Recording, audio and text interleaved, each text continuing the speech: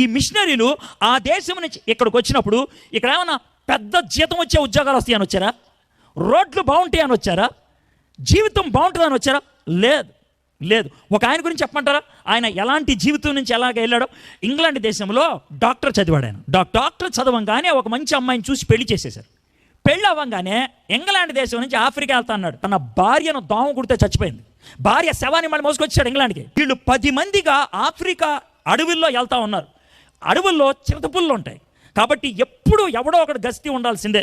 ఆ రోజు David Livingstone అని ఈయన గస్తీ, చేతిలో గన్నోడు పెట్టుకొని అలాగా చూస్తూ ఉన్నాడు, పులులు ఏమన్నా వస్తాయేమని. నిద్ర వచ్చేసింది, పడుకున్నాడు. అంతే వచ్చేసింది ఓ పులి. ఆయన కళ్ళు తెరిచే లోపల ఆ పులి పంజా తీసి ఈ ఎడం భుజం మీద ఒక్కసారి టాప్ అని కొట్టింది. ఎంత మాంసం కలిసిపోయింది.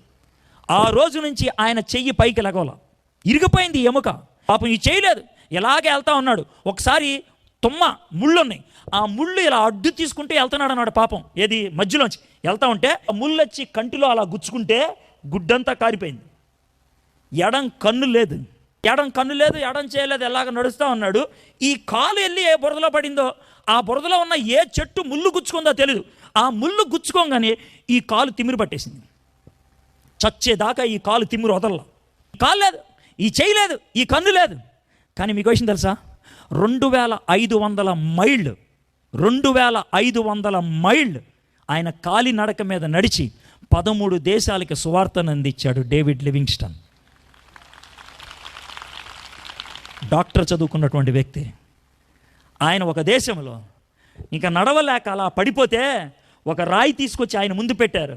ఆ రాతి మీద అలా చెయ్యి పెట్టి ప్రార్థన చేసుకుంటూ చచ్చిపోయాడు ఆయన. ఆయన చచ్చిపోయిన తర్వాత ఆయన శవాన్ని కర్రక కట్టి తీసుకెళ్ళిపోతుంటే ఆ గ్రామస్తులంతా పరిగెత్తుకుంటా వచ్చి ఆగండి అని అన్నారు.